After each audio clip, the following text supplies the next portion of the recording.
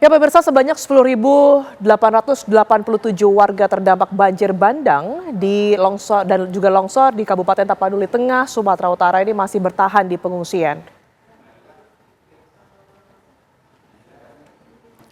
Ya, kami hadirkan informasinya untuk Anda pemirsa, di mana para pengungsi ini tidak dapat berbuat apa-apa karena rumah areal persawahan, ladang dan juga harta benda mereka ini hancur tersapu terjangan banjir bandang 2 pekan lalu. Kemudian pemerintah daerah juga kini masih terus berupaya mencari tempat relokasi untuk membuat hunian sementara, juga hunian tetap pemirsa bagi ribuan warga terdampak bencana. Rencana Sabtu besok pemerintah daerah sudah menetapkan titik-titik untuk relokasi.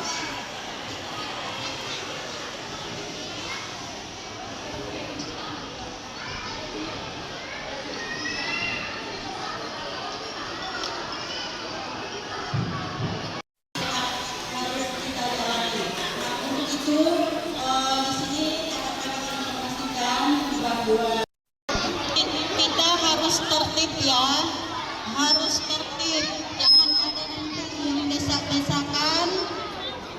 Kalau desak-desakan nanti Kami akan membahas pemirsa tentunya bagaimana kemudian ini percepatan penanganan dan juga proses dari distribusi bantuan di sejumlah titik, terutama titik yang hingga hari ini masih terisolasi, bersama dengan 2 narasumber yang telah bergabung bersama kami di Apa Kabar Indonesia Malam. Yang pertama sudah ada Bang Muhammad Iqbal yang merupakan psikolog dan juga relawan daerah bencana. Selamat malam Bang Iqbal. Malam Mbak Tiara, Assalamualaikum warahmatullahi wabarakatuh. Waalaikumsalam, terima kasih sudah hadir di Apa Kabar Indonesia Malam. Kemudian juga melalui sambungan virtual sudah bergabung bersama kami Pak Abdul Muhari yang merupakan juru bicara BNPB. Selamat malam Pak Abdul. Selamat malam Mbak, selamat malam Pak Iqbal. Malam Mbak Abdul. Baik, saya ke Bang Iqbal terlebih dahulu ya. Informasinya memang baru saja pulang dari sejumlah titik bencana tersebut, tiga-tiganya bahkan Sumatera Utara, Barat dan juga Aceh. Kondisi yang Bang Iqbal lihat dengan mata kepala sendiri ini seperti apa Bang? Jadi memang terakhir saya pulang dari Aceh hari Senin ya, Aceh Tamiang, itu masih turun hujan. Oke. Jadi hujan masih turun, malam deras, dari pagi sampai sore itu rintik-rintik. Jadi saya kira yang harus diantisipasi bagaimana terjadinya potensi kembalinya banjir terulang. Dan jalanan banjir, lumpur dan becek gitu ya. Jadi memang sangat tidak nyaman, sangat menyenderita para pengungsinya. Dan yang paling berat saya kira, saya menduga mungkin ada banyak korban yang belum tersampaikan, yang belum terungkap ya. Masih tertimbun artinya ya? Bisa jadi sekeluarganya hilang gitu kan, siapa yang laporin gitu ya. Jadi angka 1000 itu mungkin bisa diprediksi mungkin akan banyak gitu ya. Lebih dari itu? Lebih dari itu, sama seperti tsunami di awal-awal kan yang dilaporkan sedikit, tapi ternyata begitu selesai banyak. Karena sampai saat ini di Aceh Tamiang dan sekitarnya itu listrik masih mati. Yang kedua sinyal hilang. Ya, terbatas. Yang ketiga air bersih sangat sulit dan mereka masih terpencar-pencar, masih banyak desa-desa yang belum terhubung. Jadi menurut saya ini ke depan setelah 1 bulan akan terjadi apa yang disebut dengan trauma pasca bencana ya. Yang ini berdampak kepada gangguan tidur, ke kesehatan mental, berdampak kepada kecemasan, bahkan ada yang mungkin menarik diri, ada yang mungkin nanti bahkan berdampak kepada stres dan depresi. Iya, tapi kalau dari 3 wilayah dan juga beberapa desa di dalamnya ya yang sempat didatangi oleh Bang Iqbal, mana yang terparah dan juga mungkin dilihat dari kondisi warganya secara psikologis ini sangat butuh penanganan Bang? Ya, saya melintasi kota Tamiang memang seperti kota zombie ya, di mana pasar-pasar masih belum ada yang buka, gelap, orang ngantri BBM dan gas panjang, lampu mati semua gitu ya. Jadi ini yang harus segera dipenuhi oleh pemerintah menurut saya adalah kebutuhan dasar. Bahwa pengungsi tidak cukup hanya dengan makan, tapi mereka juga perlu mendapatkan apa yang disebut dengan pertolongan pertama psikologi. Didengarkan, dibuatkan program, diberdayakan sehingga mereka tidak mengalami gangguan-gangguan psikologi lainnya. Karena saya melihat di pinggir jalan anak-anak sudah mulai meminta-minta bantuan, menunggu orang yang datang gitu ya. Lalu bagaimana yang jauh aksesnya? Ya, kita punya posko di sana, teman-teman punya kendaraan tapi nggak punya BBM-nya. Bagaimana mereka mendistribusikannya? Ini yang harus segera diatasi. Bagaimana kebutuhan dasar itu penting, sandang, papan pangan, khususnya listrik dan sinyal internet. Karena kalau mereka punya internet, mereka bisa terhubung dengan saudaranya yang hilang. Ada yang mungkin mengungsi ke Medan, ada yang mengungsi ke Banda Aceh. Ya, baik. Saya ke Pak Abdul ya terlebih dahulu. Pak Abdul, tadi sudah didengarkan sama-sama bahwa memang pendistribusian bantuan ini terkendala sampai hari Senin tadi ya Bang ya. Salah satu penyebabnya adalah kekurangan bahan bakar untuk kemudian ini menyalurkan tersebut ke daerah-daerah. Apakah hari ini kondisinya masih seperti itu Pak Abdul? Ya, saya mendapatkan laporan dari perwakilan Pertamina Patra Jasa di Aceh. Ya. Kami baru saja preskon tentang ketersediaan BBM ini 2 hari yang lalu. Untuk Aceh Tamiang itu 4 dari 7 stasiun SPBU menurut laporan Pertamina itu sudah beroperasi. Tentu saja ini untuk kuotanya masih terus ditingkatkan karena untuk Aceh Tamiang sebenarnya untuk pasokan BBM itu bisa didorong dari kota Medan karena Medan Langkat ke Aceh Tamiang itu jalur daratnya sudah tembus. Untuk detailnya tentu saja saya akan berkoordinasi lagi dengan Pertamina, tetapi laporan yang kami terima hingga 2 hari yang lalu itu 4 dari 7 stasiun SPBU di Aceh Tamiang ini sudah beroperasi. Kemudian untuk listrik tentu saja kita sama-sama melihat perkembangan dari PLN yang dilakukan PLN ini terus berprogres. Kemudian ada beberapa hal tadi yang saya catat terkait dengan cuaca ya. Cuaca yang hujan di hampir di 3 provinsi. Ini memang untuk saat ini yang perlu kita pahami bahwa Sumatera bagian tengah ke utara itu memasuki puncak musim hujan. Dan ini yang kemudian kami BNPB, BMKG, dan TNI Angkatan Udara itu mengoptimalkan operasi modifikasi cuaca. Untuk Aceh itu kita ada 2 unit pesawat operasi modifikasi cuaca. Sumatera Utara itu 3 pesawat dan Sumatera Barat ini 3 pesawat. Ini sebenarnya pengerahan unit pesawat modifikasi cuaca yang paling besar yang pernah kita lakukan selama ini. Baik, Bayangkan kita di puncak musim hujan, kita berupaya untuk mentiadakan hujan. Jadi kalaupun itu turun hujan ya memang pada saat ini kita sudah ada di puncak musim hujan dan kita mengupayakan modifikasi cuaca supaya ini minimal dulu, supaya nanti kerja-kerja tim Satgas Darat dalam pembersihan, pencarian korban, tadi juga disinggung pencarian korban dan juga pemulihan akses ini bisa berjalan optimal. Dan ini akan terus kita lakukan sampai nanti 5 prioritas pada fase tanggap darurat ini. Pencarian korban, distribusi logistik, pemulihan akses, pemulihan sektor komunikasi, dan pemenuhan energi, listrik, dan BBM ini selesai kita lakukan. Baik, ini kan sudah lebih dari 3 pekan ya Pak Abdul.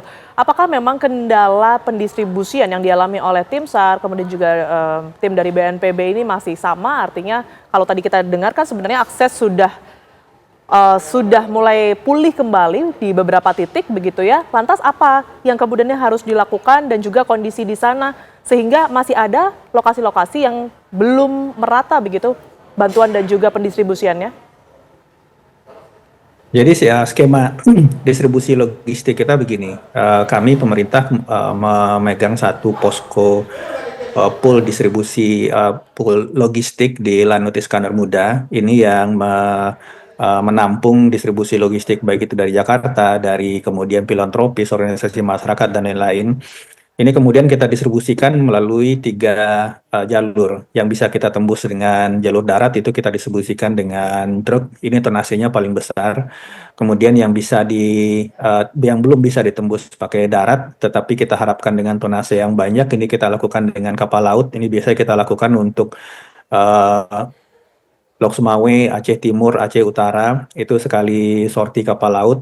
Kemudian untuk menjangkau titik-titik yang untuk laut tidak bisa dan darat tidak bisa, misalkan Aceh Tengah, Benar Meriah, dan Gayo Lues, ini kita lakukan dengan 2 skema.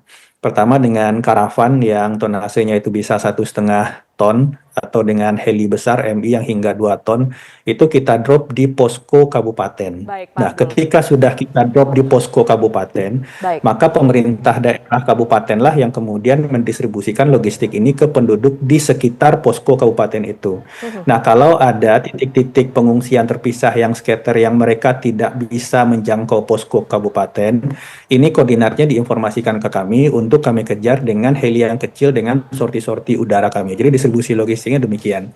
Jadi kalau misalkan masih ada disampaikan titik-titik yang mungkin kalau di Aceh Tamiang sendiri Bupati sudah mengatakan untuk desa itu sudah tembus logistik semua. Oke, baik, Tetapi Pak kalau Abdul. misalkan ada titik-titik yang belum terinformasi, sampaikan saja kepada kami, pasti akan kami Pasti prioritaskan diinformasikan untuk begitu ya, sortir. untuk seluruhnya bahu-membahu membantu titik-titik yang masih terisolasi begitu. Saya kembali ke Bang Iqbal. Ya. Bang Iqbal, kalau dilihat mungkin Bang Iqbal juga sempat berinteraksi secara langsung dengan warga di sana, anak-anak yang Ya. ada di sana.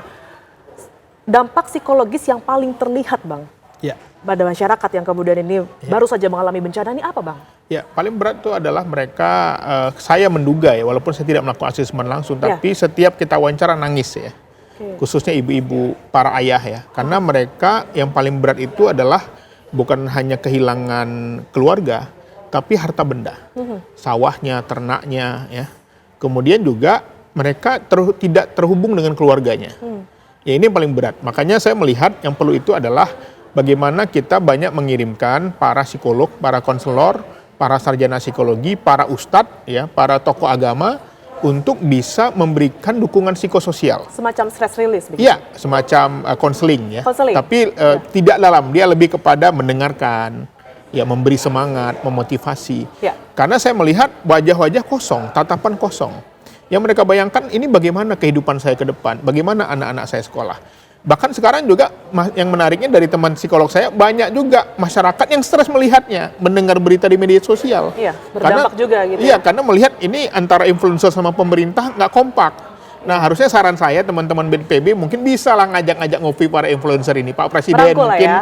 Pak Teddy ya, ayo ngopi Pak, dengan Ferry Irwandi, dengan Ustadz Dery Sulaiman, dengan Maile yang turun ke sana. Oke, baik Bang Iqbal. Nah, Tadi turun sudah ayo disinggung ngopi-ngopi. sedikit ya berkaitan dengan bagaimana kemudian influencer, masyarakat luas ini juga ingin memberikan perhatiannya, turun Betul. langsung ke daerah bencana. Kan penting Bang, kalau kita berbicara mengenai penanganan psikologis, mereka juga bisa melakukan hal-hal yang bisa menghibur masyarakat di sana gitu ya. Nah, apa yang sebaiknya dilakukan bagi mereka yang datang ke area bencana, setidaknya meringankan beban psikologis mereka? Dijawab nanti Bang Iqbal, kami Ya. akan kembali untuk Anda pemirsa, tetaplah di Apa Kabar Indonesia Malam.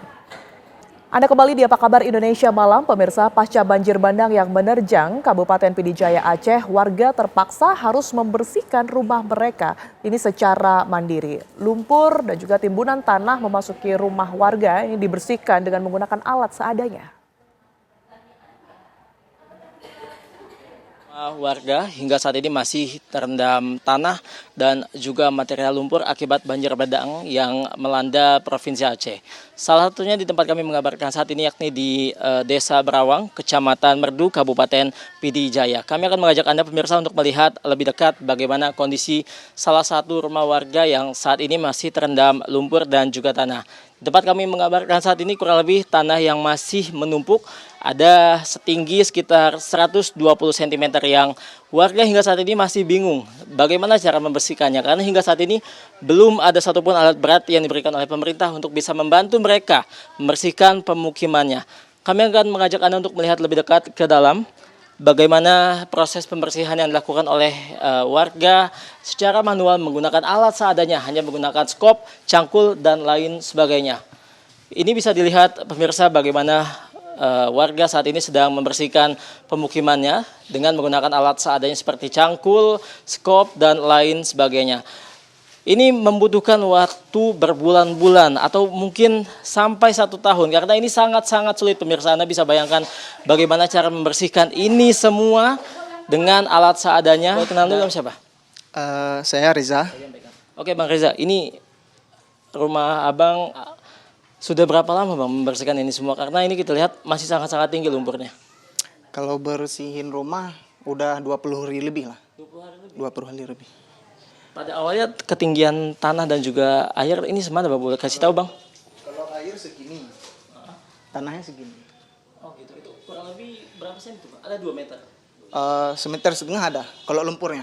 Pemirsa, Anda bisa saksikan sendiri bagaimana proses pembersihan yang dilakukan oleh warga, karena memang sangat-sangat mustahil untuk membersihkan ini semua dengan alat seadanya seperti cangkul dan skop dan lain sebagainya. Memang warga berharap agar pemerintah bisa memberikan bantuan berupa alat berat untuk bisa membersihkan kediaman mereka.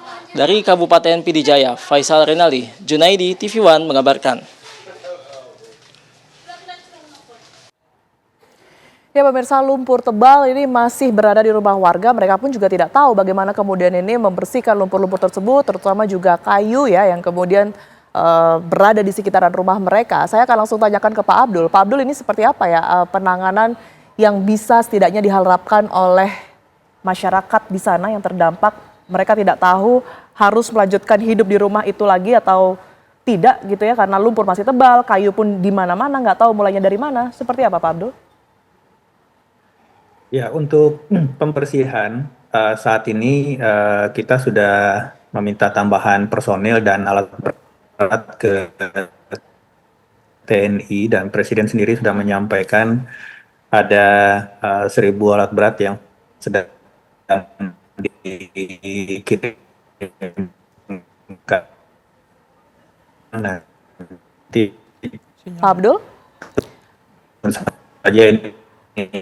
Ya. Baik, kami akan coba perbaiki sambungan komunikasi kami terlebih dahulu pemirsa dengan Pak Abdul dari juru bicara BNPB begitu ya. Saya ke Bang Iqbal. Bang Iqbal melanjutkan pertanyaan yang tadi sempat terputus begitu ya. Saat ini kan banyak warga dan juga influencer yang turun untuk ingin membantu mereka yang terdampak. Apa penanganan psikologis paling sederhana yang setidaknya bisa dilakukan? Ya, yang pertama adalah bagaimana kita mendengarkan. Ini penting ya. Mendengarkan ya, jangan menceramahi dulu ya. Karena mereka sedang perlu mengapresiasikan semua kegundahannya, kekecewaannya mungkin. Yang kedua adalah menghubungkan, ini penting, connected ya, menghubungkan mereka dengan keluarganya kalau masih terpisah. Sampai sekarang ada yang masih mencari anaknya, masih mencari istrinya. Ini perlu orang-orang yang tugasnya memang menghubungkan. Bahkan telepon tadi ya, mereka nggak punya akses internet ya. Dan yang ketiga adalah membawa mereka ke tempat yang aman. Aman ini artinya bukan hanya dikasih makan ya, tapi juga yang layak buat mereka berteduh sampai mereka mendapatkan rumah sementara tadi. Jadi saya melihat Mbak Tiara, yang menarik dari temuan saya berkunjung ke salah satu rumah sakit di Langsa, RSUD Langsa yang 80% alatnya itu berdampak ya. Itu rata-rata penyakit yang dialami oleh para penyintas ini adalah justru yang berhubungan psikosomatis. Asam lambung naik, ya, tekanan darah tinggi, ya, kepala pusing ya. Itu juga setahu saya itu adalah gangguan-gangguan fisik yang berakibat dari gangguan psikologis. Jadi kecemasan yang tinggi itu berdampak kepada tekanan darah tinggi, berdampak juga kepada asam lambung, stres dan lain-lain. Jadi mereka sudah mulai saya lihat menghadapi masalah psikologis, bahkan sudah ada saya lihat depresi ringan ya, baru kita ngomong dikit nangis terus. Ya, itu berbahaya. Nanti kalau mereka tidak kuat, kalau dibiarkan bisa berdampak kepada gangguan kejiwaan atau masalah kesehatan mental. Jadi saya melihat dukungan psikologi ini perlu banget. Ya, karena ini manusia, dia tidak cukup hanya dengan makan. Tapi dia perlu didengarkan, dia perlu diperhatikan, dia perlu mendapatkan dukungan, motivasi, diberi semangat, dimanusiakan. Ya, ini penting, dimanusiakan penting. Jangan hanya disuruh baris kasih makan, baris makan. Bukan, ini manusia. Untuk itu penting diberdayakan. Nah, makanya nanti kalau mereka sudah mulai hidup bisa bekerja, membantu, membersihkan rumah warga, jalanan. Mereka yang ibu-ibu mungkin diperbantukan di dapur ya, supaya mereka berdaya, bangkit dan berdaya. Ini penting. Jangan jadikan mereka hanya objek saja. Oke, baik. Kami kembali terhubung dengan Pak Abdul mungkin ya, kalau sudah bisa kembali berkomunikasi. Pak Abdul? Baik. Halo, apakah suara saya terdengar? Terdengar Pak Abdul. Baik, silakan dilanjutkan. Pengerahan alat berat untuk membersihkan lumpur dan juga kayu-kayu di rumah warga, ini seperti apa? Iya, tentu saja kami berpikirnya satu kawasan ya. Artinya tidak seperti tadi permintaan satu alat berat, satu rumah, tidak seperti itu. Yang kita pikirkan adalah bagaimana kawasan Aceh Tamiang ini secara umum bisa secara secara cepat dengan mekanisme yang lebih efektif. Nah, untuk itu kikungnya di bidang seni ya, artinya di bidang lingkungan, di bidang bangunan. Dan ini untuk Aceh Tamiang itu sudah kita datangkan, dan saya rasa itu kemarin sudah sampai di Aceh Tamiang, satu batalion zeni tempur dan satu batalion teritorial pembangunan. Nah, ini kita harapkan secara sistematis dengan menggunakan alat perangkat yang juga langsung dibawa masing-masing batalion ini bisa membantu percepatan pembersihan satu kawasan Aceh Tamiang secara sistematis. Dan kita harapkan tidak hanya di kawasan-kawasan utama pusat kota, tapi juga nanti setelah kawasan-kawasan utama tentu saja dibersihkan, ini akan masuk ke lingkungan-lingkungan pemukiman yang kita harapkan kalau misalkan TNI dengan mungkin untuk bisa lebih optimal, apakah 18 jam sehari dan seterusnya, supaya upaya pembersihannya bisa lebih optimal. Baik, saya ke Bang Iqbal. Bang Iqbal, 3 pekan sudah berlalu begitu ya, apa yang biasanya muncul di pikiran para pengungsi secara psikologis untuk tinggal secara terus-menerus di pengungsian begitu ya, termasuk juga anak-anak ini juga menjadi concern. Penanganan apa yang harusnya secara langsung dilakukan oleh pemerintah baik hari ini maupun juga ke depannya, karena tentunya tidak mudah untuk menangani di hari itu langsung ya? Ya, saya kira yang sangat saya perhatinkan adalah tentang kesehatan fisik dan mental. Ya. Saya kira dengan banyaknya kotoran, sampah ya, dari sungai yang masuk ke jalanan, ke rumah-rumah, itu tentu saja tidak sehat. Makanya sudah mulai banyak beberapa pengungsi yang mulai mengalami penyakit, mulai dari penyakit kulit, mungkin termasuk juga gangguan-gangguan masalah kesehatan fisik lainnya. Jadi saya melihat ini perlu segera diterjunkan para petugas kesehatan ya. Makanya saya sangat mengapresiasi sebenarnya teman-teman dari TNI Polri yang bertugas, karena nggak mudah juga. Mereka juga harus menyesuaikan diri, mereka juga beresiko. Jadi ini penting kita saling support di dalam situasi bencana ini, kita saling bersinergi, saling mendoakan, saling menguatkan. Dan yang terpenting adalah antara relawan, influencer, dan pemerintah harus bersatu. Harus kompak untuk bisa agar para masyarakat yang lain juga bisa mental juga sehat juga. Karena kalau melihat elitnya saling tidak akur, itu juga berdampak kesehatan mental masyarakat. Masyarakat jadi gregetan gitu ya. Ini penting. Baik, kesehatan fisik diperhatikan, kesehatan mental juga membutuhkan penanganan lebih lanjut ya. Betul. Untuk terus dijaga kesehatannya. Baik, terima kasih Bang Iqbal atas seluruh penjelasan dan juga insight yang diberikan, dan juga Pak Abdul yang telah bergabung bersama kami di Apa Kabar Indonesia Malam. Sehat selalu semuanya Bapak-bapak.